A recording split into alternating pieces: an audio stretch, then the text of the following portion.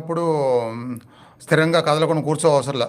మీరు 2 కాళ్ళు చాపుకోవాలి, హ్యాండ్స్ పక్కన సపోర్ట్ పెట్టుకోవాలి, ఆ పాదాల ముందుకు వెనక్కి కదిలించుకోవాలి, తల కదిలించుకోవాలి, ఏదైనా కదిలించుకోవచ్చు. ఆ కదిలించుకునేటప్పుడు కూడా అలాంటి కదలికలో ఉన్నటువంటి ఒక కదలిక స్పందన ఉంటుంది కదా బాడీకి, దాని మీదే మైండ్ పెట్టాలి. అప్పుడు మీ కాన్సన్ట్రేషన్ బయటికి వెళ్ళకుండా బాడీలో ఉంటుంది కాబట్టి అలా ఫ్రీ అయిపోయి మళ్ళీ కూర్చొని మళ్ళీ కొద్దిసేపు మళ్ళీ స్థిరంగా కూర్చున్నట్టుగా మళ్ళీ మొదలు పెట్టుకోవాలి. ఇది మామూలే, కొంతకాలం వరకు అలాంటివి చేసుకోవచ్చు.